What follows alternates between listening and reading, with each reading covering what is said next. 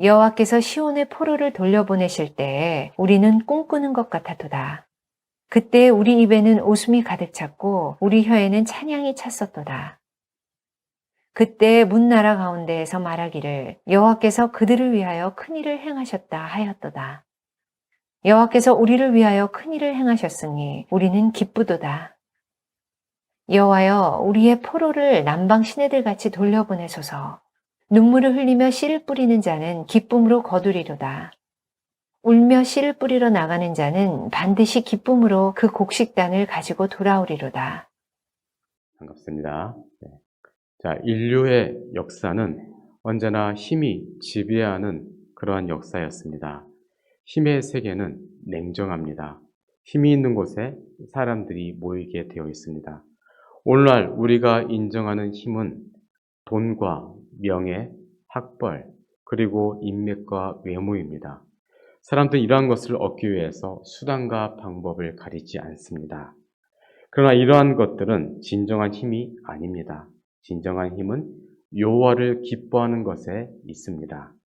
이스라엘 사람들은 예전에 바벨론 포로로 끌려갈 때가 있었고 그들이 다시금 포로 귀환을 할 때가 있었습니다. 그때 그들이 전체가 돌아온 것은 아니었습니다. 3번에 걸쳐서 돌아왔습니다. 1차 귀환 때 리더로 섰던 사람이 있었습니다. 바로 느헤미야입니다. 그는 당시에 포로 생활을 마치고 돌아오는 사람들이 지금에 보이는 그들의 비참한 현실 때문에 좌절하지 않도록 하기 위해서 진정한 힘은 여호와를 기뻐하는 것에 있다라고 그들에게 외쳤습니다. 그렇습니다. 이것이 바로 힘의 근원인 것입니다. 그렇다면 여호와를 기뻐하는 것은 무엇입니까? 무엇을 의미합니까? 느헤미야서 8장을 보면 그것이 바로 말씀과 깊은 관련이 있다는 것을 우리가 알 수 있습니다. 결국 말씀에 답이 있는 것입니다. 여러분, 말씀을 기뻐하지 않는 것은 여호와를 기뻐하지 않는 것과 같은 것입니다. 12년 전에 순종, 존중, 관계라는 책으로 우리나라 성도들에게 잘 알려진 존 비비어라는 목사님이 한국에 온 적이 있습니다. 누군가 이분에게 성공이란 무엇입니까? 라고 물었습니다. 그때 목사님이 이렇게 대답을 했다고 합니다. 성공이란 하나님이 당신을 위해 계획하신 그 계획을 이루어 드리는 것입니다. 하나님을 기쁘시게 해 드리는 것입니다. 어떤 일을 하든지 말입니다. 라고 그 목사님이 그렇게 말했다고 합니다. 그렇습니다. 정확한 대답이었습니다. 어떻게 하면 하나님을 기쁘시게 할 수 있는가에 대한 그의 설명은 맞습니다. 그리고 그의 설명은 계속 이어졌습니다. 그분을 기쁘시게 하기 위해서는 말씀에 대한 갈망, 강력한 사모함이 필요합니다. 성경을 넘치는 기대감으로 읽으십시오. 예수님은 말씀을 통해 당신을 보여주길 원합니다. 말씀과 친해지십시오. 그리고 그대로 살기를 힘쓰십시오. 라고 말했다고 합니다. 여러분, 날마다 무슨 힘으로 살아가십니까? 말씀의 힘으로 살아가야 할 것입니다. 오늘 우리에게 주신 말씀은 말씀 그 중에서도 가정에 대한 말씀입니다. 그래서 오늘은 시편 126, 127, 128편을 함께 보고자 합니다. 주신 말씀을 통하여 행복한 가정에 대한 하나님의 뜻을 발견하시길 주의 이름으로 축원드립니다. 먼저 126편입니다. 돌아온 자의 노래에 대해서 기록하고 있습니다. 행복은 바람과 햇살 같아서 우리의 손으로는 잡을 수가 없는 것입니다. 그러나 얼굴에 나타나는 웃음은 눈에는 넣을 수 있습니다. 그래서 세상 사람들은 웃음을 눈에 보이는 행복이라고 말을 합니다.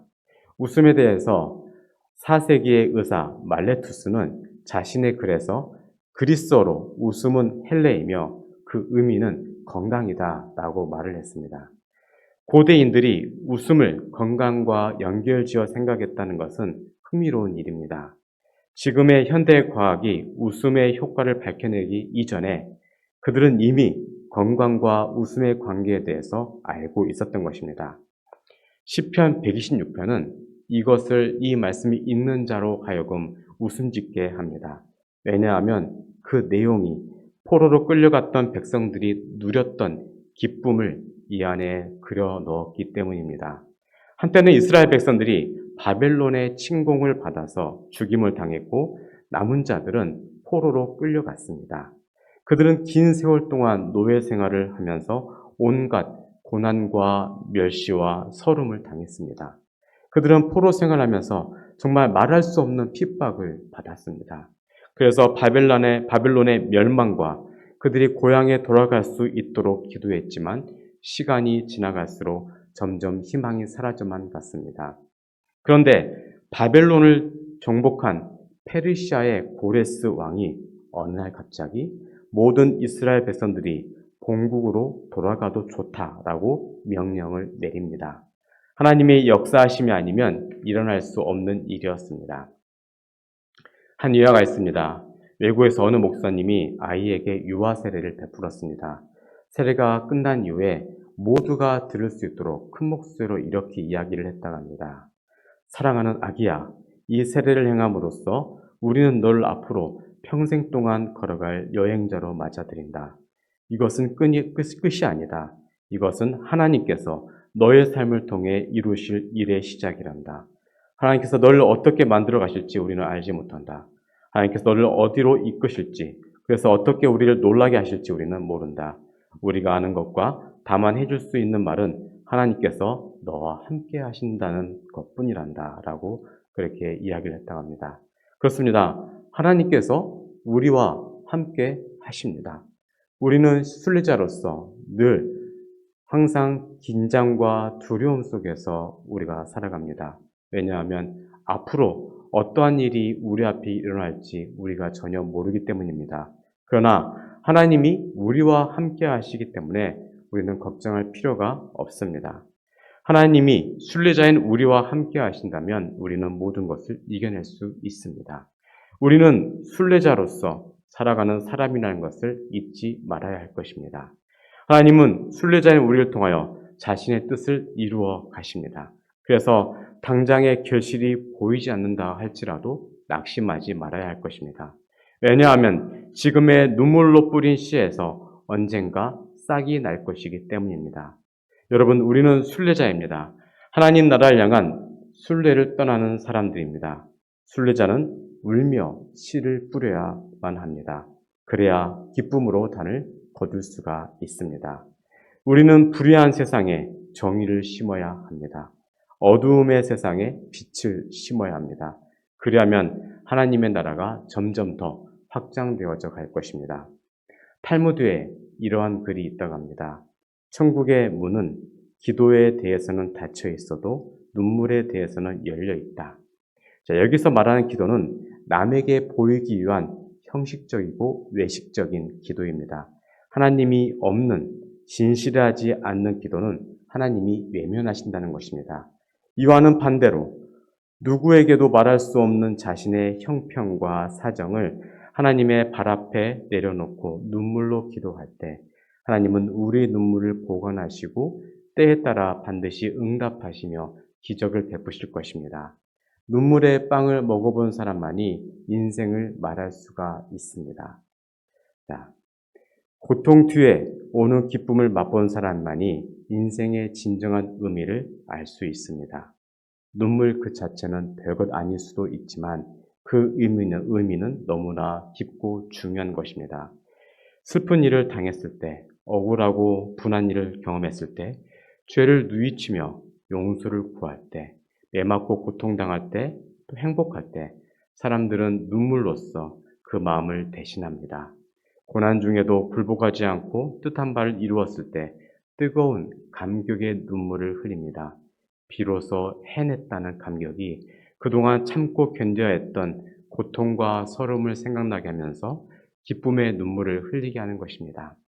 우리가 하나님께 받은 구원의 큰 감격은 우리의 신앙생활의 큰 원동력이 됩니다.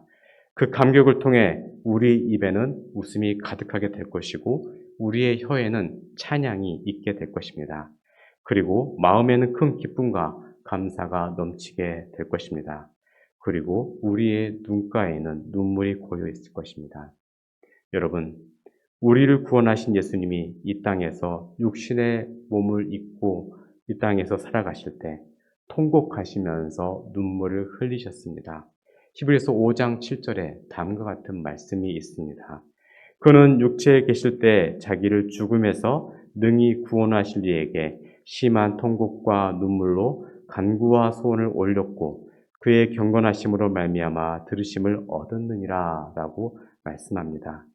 예수님이 십자가에 달리시기 전에도 겟세마네 동산에서 얼마나 힘써서 기도하셨는지 얼굴에서 땀과 눈물이 핏방울같이 되었다고 합니다. 주님의 눈물은 나와 같은 죄인을 위한 대속의 십자가를 지시기 위한 그러한 피눈물이었던 것입니다. 주님이 흘리신 눈물과 땀과 피 때문에 이제 우리에게는 새로운 생명이 시작이 되었습니다. 이사야서 25장 8절 보면 주 여호와께서 모든 얼굴에서 눈물을 씻기시며 자기 백성의 수치를 온 천하에 제하시라라고 말씀하고 있습니다. 예수님이 통곡하며 흘리신 것은 우리의 눈물을 씻기시기 위함이었고 그분의 멸시천대를 받으신 것은 우리의 수치와 부끄러움을 제거하기 위함이었습니다. 그리하여 우리는 예수님을 통하여 의롭다함을 얻게 됩니다. 그래서 그 누구도 우리를 정죄할 수 없으며 우리를 해할 자도 없는 하나님의 사람이 된 것입니다. 죄인인 우리를 위하여서 예수님은 친히 눈물을 흘리셨고 우리를 위로하셨고 눈물을 닦아 주셨습니다. 우리가 어리석고 연약하여 주저앉고 넘어질 때마다 우리의 눈물을 닦아 주시는 분이십니다. 그 예수님이 우리를 위하여 십자가의 고통을 당하셨고 피눈물을 흘리셨습니다. 그리고 지금도 연약한 우리를 위하여서 중보 기도를 하고 계시는 분이십니다. 이러한 구원의 은혜를 4절에서 말씀하고 있습니다. 그 내용을 보면 여호와여 우리의 포로를 남방 시내들 같이 돌려보내소서라고 말씀하고 있습니다. 여기에서의 남방은 네게부라는 지역을 말하고 있습니다. 이곳은 광야 지역입니다. 여름 동안 시내가 다 마르고 먼지가 나는 지역이라 합니다. 그런데 연중에 2번 큰 비가 그곳에 내린다고 합니다. 한 번은 가을에 이른 비가 내리고 3월과 4월에 늦은 비가 내립니다. 이른 비가 내리면 파종을 하고 늦은 비가 내리면 열매를 맺습니다. 그런데 이른 비가 오기 시작하면 그동안에 말랐던 네게부 지방의 시내가 범람하여서 물이 넘친다고 합니다. 바로 이것을 본문에서 묘사하고 있는 것입니다. 그래서 여호와여 우리의 포로를 남방 시내들 같이 돌려보내소서라는 말씀은 물이 굽이쳐 흘러가는 모습처럼 바벨론에서 돌아오는 백성들이 때를 지어서 오는 것을 말씀하고 있습니다. 그들이 그동안 경험했던 포로 생활은 말 그대로 광야 생활이었습니다. 그런데 이제는 은혜의 비가 내려서 시내가 물이 흘러넘치는 것처럼 그들이 이제 다시금 돌아오게 되는 것입니다. 우리가 한동안 은혜를 받지 못하여 네게부 지역에 먼지가 날리는 듯한 메마른 광야의 상태를 경험했을지라도 우리가 하나님의 은혜를 받기 시작한다면 은혜의 단비가 우리의 마음과 우리 인생의 전 곳에 기쁨과 행복으로 넘치게 될 것입니다. 그래서 우리에게 지금 필요한 것은 네게부 지역에 비가 내린 것 같은 하나님의 은혜가 흘러넘치게 해달라고 주님께 드리는 기도입니다. 그런데 이러한 기도를 어떻게 해야 됩니까? 목숨을 걸고 눈물을 흘리면서 해야 되는 것입니다. 그래서 오늘 본문 6절을 보면 울며 씨를 뿌리러 나가는 자는 반드시 기쁨으로 그 곡식단을 가지고 돌아오리로다 라고 말씀하고 있습니다. 농부들이 씨를 뿌릴 때 얼마나 힘들었으면 눈물을 뿌리겠습니까? 그 표현은 포로 생활에 있었던 고생을 의미합니다. 그들은 포로로 끌려오기 전까지, 포로에서 끌려오기 전까지 하나님의 말씀을 그동안 버린 것에 대해서 크게 후회했습니다. 그래서 이때부터 말씀으로 돌아가기 시작했습니다. 철저하게 회개했고 그때부터 눈물로 씨를 뿌리기 시작했습니다. 그랬더니 때가 되어서 자기의 집으로 돌아오게 된 것입니다. 사랑하는 성도 여러분, 눈물 흘리는 것을 부끄럽게 생각하지 마십시오. 하나님은 골방에서 흘린 눈물을 보관하고 계십니다. 오히려 눈물 없는 것을 부끄럽게 생각해야 됩니다. 하나님은 늘 그것을 귀하게 여기십니다. 언젠가는 슬픔이 변하여 기쁨이 되게 하실 것이고 제 대신 화관을 쓰게 하실 것입니다. 이러한 믿음으로 승리하는 인생이 되시길 주의 이름으로 축원드립니다. 여호와께서 집을 세우지 아니하시면 세우는 자의 수고가 헛되며 여호와께서 성을 지키지 아니하시면 파수꾼의 깨어 있음이 헛되도다. 너희가 일찍이 일어나고 늦게 누우며 수고의 떡을 먹음이 헛되도다. 그러므로 여호와께서 그의 사랑하시는 자에게는 잠을 주시는도다. 보라, 자식들은 여호와의 기업이요 태의 열매는 그의 상급이로다. 젊은 자의 자식은 장사의 수중의 화살 같으니 이것이 그의 화살통에 가득한 자는 복되도다. 그들이 성문에서 그들의 원수와 담판할 때에 수치를 당하지 아니하리로다. 두 번째 메시지입니다. 127편을 말하는데요. 하나님의 주권적인 은총에 대해서 말씀하고 있습니다. 하버드 의대 교수였던 제롬 그루프의 희망의 힘이라는 책이 있습니다. 그 책에는 동일한 원인에서 서로 다른 결과가 나오는 것에 대해서 그가 고민했던 것이 나옵니다. 자, 예를 들면 음식을 먹고 시간이 지나면 화장실을 가야 당연한 것이고 책을 읽었다면 그 내용을 알고 활용하면 되는 것입니다. 무엇인가 최선을 다하면 좋은 결과가 나와야 당연한 것입니다. 우리는 그렇게 배웠고 또 그렇게 가르치고 있었습니다. 그러나 아쉽게도 인간의 삶은 꼭 그렇지만은 않습니다. 최선을 다해서 노력을 했음에도 불구하고 뜻대로 결과가 나오지 않았을 때 우리는 운이 없다거나 혹은 때가 좋지 않다라고 말하기도 하고 다음에는 괜찮아질 것이라고 스스로 위로를 하기도 합니다. 물론 깊은 좌절을 경험하기도 합니다. 시편 127편은 하나님을 모르는 사람들의 허무한 인생과 또 고난 중에서도 하나님을 잘 믿는 사람들의 복된 삶을 비교하면서 말씀하고 있습니다. 결론적으로 말하자면 하나님이 보이지 않는 것에서 우리를 도와주신다면 집도 살게 될 것이고 나라도 살게 될 것이고 내가 하는 모든 노력과 수고가 결국에는 결실을 맺게 된다는 것입니다. 그래서 잠언서 16장 1절 보면 다음과 같습니다. 마음의 경영은 사람에게 있어도 말의 응답은 여호와께로부터 나오느니라. 그렇습니다. 우리말에 모사의 지혜니요 성사제천이라 라는 말씀, 그러한 내용이 있습니다. 아무리 사람이 계획을 세우고 아무리 사람이 소원을 한다 할지라도 그것을 이루는 것은 하나님이시다 라는 그러한 내용의 말입니다. 요한복음 15장 7절 8절을 보면 다음과 같은 말씀이 있습니다. 너희가 내 안에 거하고 내 말이 너희 안에 거하면 무엇이든지 원하는 대로 구하라. 그리하면 이루리라. 너희가 열매를 많이 맺으면 내 아버지께서 영광을 받으실 것이요 너희는 내 제자가 되리라 라는 말씀이 있습니다.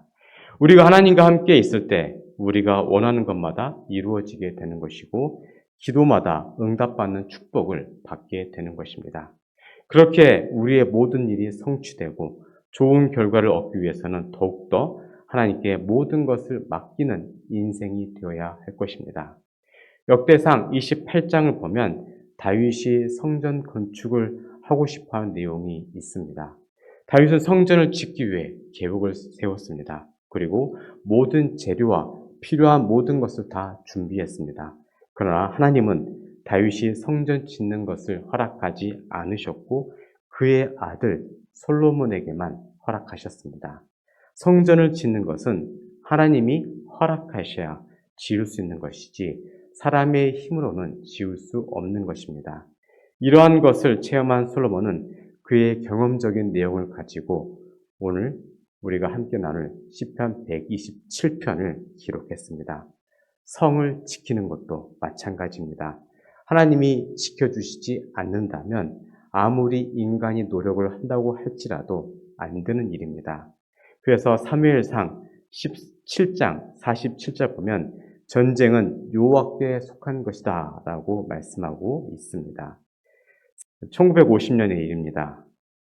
이 땅에 한국전쟁이 일어났습니다. 새벽에 북한의 군인들이 소련제 전차를 몰고 쳐들어왔을 때 우리나라 국군은 군인 수도 부족했고 무기도 부족했습니다. 그러나 하나님이 지켜주셔서 유엔 안보리 이사회가 열리게 되었고 소련이 마침 그곳에 불참하게 되므로 평화를 수호했던 16개의 나라들이 대한민국을 지키기 위해 참전할 수 있었습니다. 또한 1979년 박정희 대통령 시해 사건이 있었습니다. 이때 북한이 마음만 먹었다면 우리나라에는 큰 위기가 올 수도 있었습니다. 그때도 하나님이 지켜주셨습니다. 그리고 그 다음해인 1980년 5월 강주 사태도 그렇습니다. 그때도 이 민족은 큰 위기를 경험하였습니다. 그때도 전쟁은 일어나지 않았습니다. 하나님이 지켜주셨기 때문에 가능한 일이었습니다. 하나님이 계셔야 진정한 평화와 자유가 있는 것입니다. 그래서 시편 121편 5절에 여호와는 너를 지키시는 자가 우리에게 그렇게 맞는 것입니다. 여호와께서 우리를 지켜주셔야 우리가 안전할 수가 있는 것입니다. 마찬가지로 가정도 하나님이 우리를 지켜주셔야 합니다. 시편 127편 1절을 보면 여호와께서 집을 세우지 아니하시면 세우는 자의 수고가 헛되며 여호와께서 성을 지키지 아니하시면 파수꾼의 깨어있음이 헛되도다라고 말씀하고 있습니다. 가정의 행복은 우리가 노력을 한다고 해서 지켜지는 것이 아닙니다. 하나님이 지켜주셔야 그 가정이 유지될 수가 있는 것입니다. 우리를 지켜주는 것은 물질이 아닙니다. 재산이 아무리 많다고 하더라도 원수 같은 가족이 있고 가진 것이 별로 없지만 화목한 가정도 있습니다. 어떻게 해야 우리의 가족들이 화목할 수가 있겠습니까? 그것은 오직 하나님만을 바라보는 눈을 가지고 모든 문제를 하나님께 맡기면 되는 것입니다.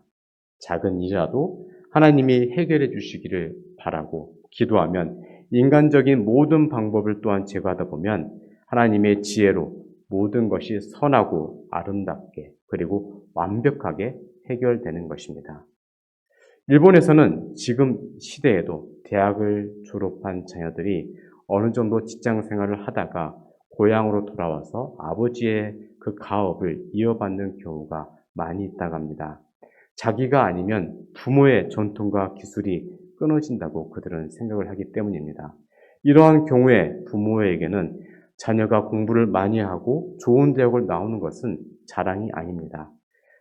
자녀가 부모를 가치 있게 여겨주고 부모의 삶에 대한 자부심이 있는 것이 부모의 자랑인 것입니다. 지금 우리가 다음 세대에 자연스럽게 물려줄 것이 있습니다. 그것은 바로 신앙입니다. 우리가 죄인이기 때문에 사람들은 보통 좋은 것보다 나쁜 것을 받아들이는 습성이 있습니다. 이러한 죄인의 모습으로 가정을 다스리게는 할 수 없는 것입니다. 그것은 나의 가정을 파괴하는 것입니다. 그렇다면 어떻게 해야 소중한 가정을 지킬 수가 있겠습니까? 그것은 하나님이 우리 가정을 세우셔야 하는 것입니다. 고대 사회에서는 자녀가 많은 사람이 복이 있는 사람이었습니다. 자녀가 많아야 싸움에서 이길 수도 있고 농사 짓기도 수월했던 것입니다. 그래서 많은 자녀를 낳아야 하는데 많은 자녀를 통해 복을 받는 것도 하나님이 주셔야 얻을 수 있는 것입니다. 이러한 하나님이 주시는 복된 인생은 마음이 편하고 어떠한 상황에서도 다급하지가 않습니다. 그래서 모든 일에 마음이 편안하게 되고 모든 문제를 하나님의 은혜로 해결할 수 있게 되고 잠도 편안하게 잘 수가 있는 것입니다. 그러한 가정은 2절에서 여호와께서 그의 사랑하시는 자에게 잠을 주시는도다라는 그 말씀대로 되는 것입니다. 잠은 우리의 건강의 상징입니다. 아프면 잠도 오지 않는 것입니다. 그런데 병든 사람이 잠을 잘 자게 되면 병이 나았다는 증거가 되는 것입니다. 하나님께서 오늘 본문에 말씀하시는 복을 받아 사는 가정에 이러한 안정된 인생을 살아가는 은혜를 주시는 것입니다. 그래서 하나님이 주신 계획에 따라 복된 가정이 되는 것입니다. 사랑하는 성도 여러분, 인생의 모든 일은 그냥 일어난 것이 아닙니다. 다 하나님의 섭리에 있습니다. 그 일들을 내 힘으로 해결하려고 한다면 아무것도 되는 일들이 없습니다. 그러나 하나님께 맡기고 하나님의 뜻대로 살다 보면 모든 일들이 순리대로 은혜대로 잘 해결되리라 믿습니다. 하나님께 모든 것을 다 맡기고 평안하고 복된 인생을 살아가시길 간절히 소망합니다. 여호와를 경외하며 그의 길을 걷는 자마다 복이 있도다. 네가 네 손이 수고한 대로 먹을 것이라. 네가 복되고 형통하리로다. 네 집 안방에 있는 네 아내는 결실한 포도나무 같으며 네 식탁에 둘러앉은 자식들은 어린 감람나무 같으리로다. 여호와를 경외하는 자는 이같이 복을 얻으리로다. 여호와께서 시온에서 네게 복을 주실지어다. 너는 평생에 예루살렘의 번영을 보며 네 자식의 자식을 볼지어다. 이스라엘에게 평강이 있을지로다. 세 번째 메시지입니다. 축복받은 가정의 모습을 128편에서 말씀하고 있습니다. 창세기 49장을 보면 야곱이 죽기 전에 자녀들을 축복하는 내용이 나와 있습니다. 축복의 내용을 보면 어떤 자녀들에게는 이게 축복인지 저주인지 모를 정도의 내용이 있습니다. 그렇지만 분명한 것은 각자의 상황에 맞는 축복이었다는 것입니다. 12자녀들의 축복 중에서 눈여겨볼 부분이 있습니다. 바로 창세기 49장 22절을 보면 요셉은 무성한 가지 곧 샘 곁에 무성한 가지라 그 가지가 담을 넘었도다 라는 말씀이 있습니다. 이 축복은 모든 시대에 사는 하나님의 백성들이 받고 누려야 할 상징적인 복이라 할 수 있습니다. 그 내용은 열매 맺는 인생이 되라는 것입니다. 요한복음 15장 16절 보면 이런 말씀이 있습니다. 너희가 나를 택한 것이 아니요 내가 너희를 택하여 세웠나니 이는 너희로 가서 열매를 맺게 하고 또 너희 열매가 항상 있게 하여 내 이름으로 아버지께 무엇을 구하든지 다 받게 하려 함이라 라는 말씀이 있습니다. 하나님의 뜻은 택함 받은 백성들이 열매 맺고 복을 받는 것입니다. 오늘 본문은 앞으로 요셉이 애굽의 총리로서 누렸던 열매를 말씀하고 있습니다. 이러한 복을 시편 128편 3절은 다음과 같이 말씀합니다. 내 집 안방에 있는 내 아내는 결실한 포도나무 같으며 내 식탁에 둘러앉은 자식들은 어린 감람나무 같으리로다 라고 말씀합니다. 시편 128편의 기자는 쉽지 않은 인생을 살아왔습니다. 그러나 그의 집에 있는 아내와 자식들을 보면서 시편 기자는 지금 진정한 열매를 누리고 있다는 것을 깨닫게 됩니다. 이러한 복은 그냥 얻어지는 것이 아닙니다. 하나님이 주셔서 받게 된 복입니다. 여러분, 열매를 맺기 위해서는 뿌리가 좋아야 합니다. 그래서 샘 곁에 심겨서 샘의 깊은 뿌리를 깊게 내려야 좋은 열매를 맺을 수가 있습니다. 이를 위해서 말씀의 뿌리를 깊이 내려야 세상이 줄 수 없는 아름다운 열매를 맺게 되는 것입니다. 요셉은 보디발의 집에서 유혹을 받았을 때나 또 감옥에 갇혀 있을 때도 하나님을 기억하고 말씀을 통하여서 하나님과 교통했습니다. 그것이 그를 지키는 힘이었습니다. 이러한 모습이 요셉으로 하여금 그 가지가 담을 넘게 하는 복을 받게 한 것입니다. 축복은 자신의 집에만 머무는 것이 아니라 그 집의 담을 넘어 이웃에게도 넘어가게 합니다. 그래서 요셉은 기근의 어려움으로부터 애굽을 구했습니다. 고국을 떠나 외국으로 팔려온 인생이었지만 나중에는 축복의 삶을 살아간 것입니다. 이러한 인생을 시편 128편 5절, 6절에서는 다음과 같이 말씀합니다. 여호와께서 시온에서 내게 복을 주실지어다. 너는 평생에 예루살렘의 번영을 보며 내 자식의 자식을 볼지어다. 이스라엘에게 평강이 있을지로다입니다. 시편 기자는 이러한 복을 주시는 분이 바로 하나님이라고 고백하고 있습니다. 방금 전에 읽었던 이 5절과 6절은 사실은 일종의 축도였습니다. 그래서 이 말씀은 본래 제사장의 축도로 알려진 민수기 6장 24절에서 26절의 내용과 이어지는 말씀입니다. 자, 제가 읽겠습니다. 여호와는 내게 복을 주시고 너를 지키시기를 원하며 여호와는 그의 얼굴을 내게 비추사 은혜 베푸시기를 원하며 여호와는 그의 얼굴을 내게로 향하여 드사 평강 주시기를 원하노라 할지니라 하라라고 말씀하고 있습니다. 바로 이러한 축복인 것입니다. 여러분, 우리가 하나님의 얼굴을 본다는 것은 하나님의 영광을 보는 것과 같은 것입니다.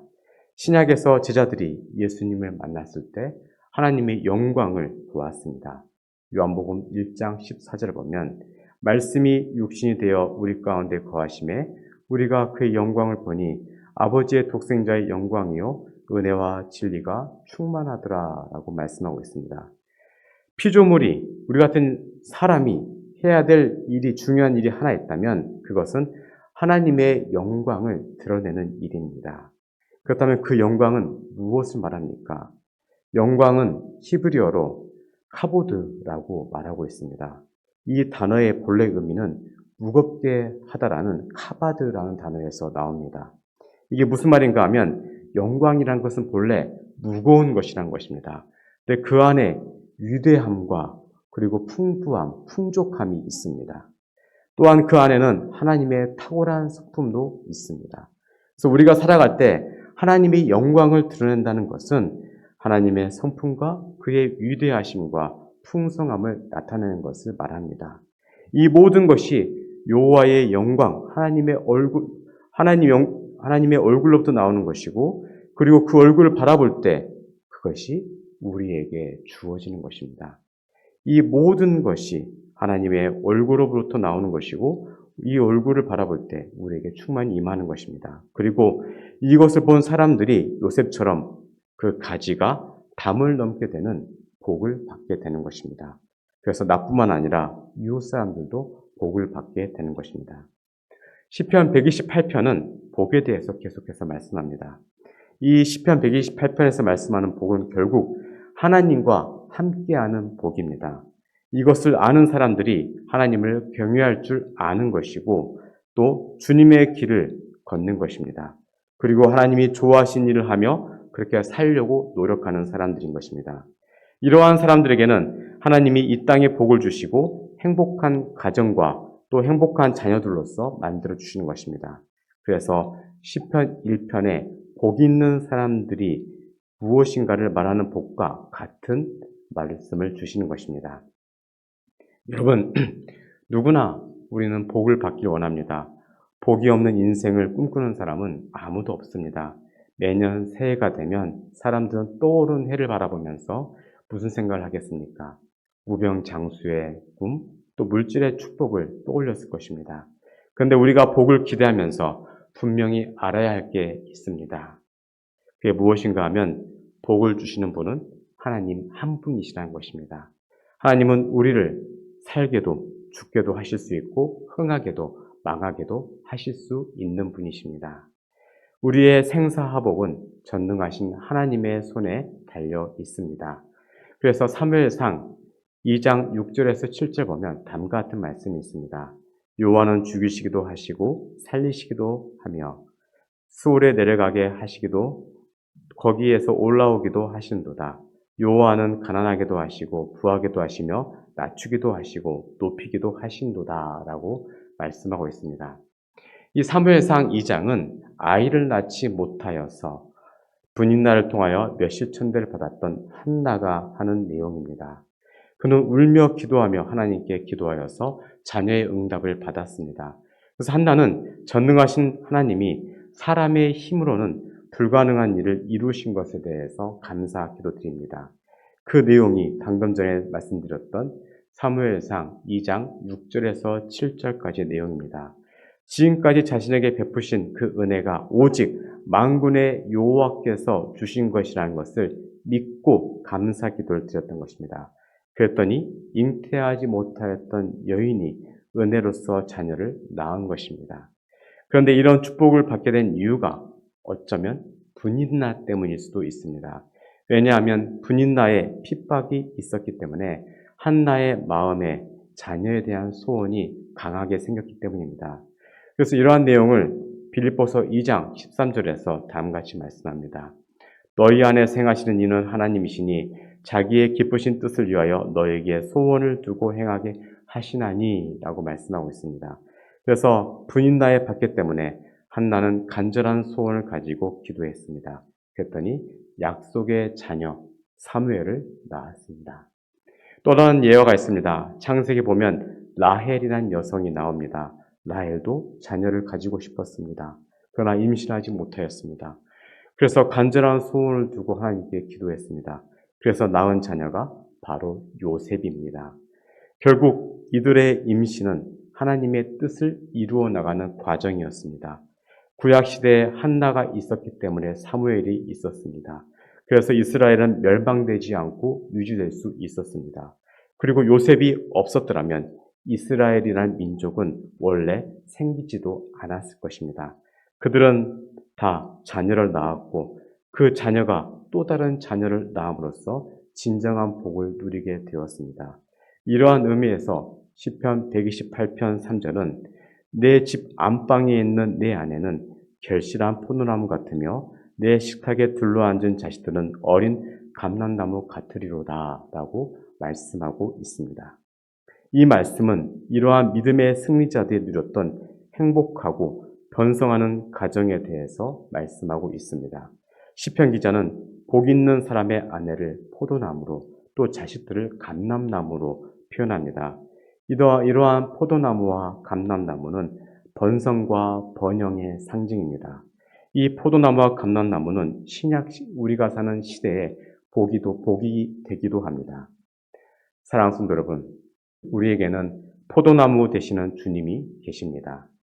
우리가 그분의 십자가와 부활을 믿게 될 때 우리는 포도나무의 열매로서 축복의 삶을 살아갈 수가 있습니다.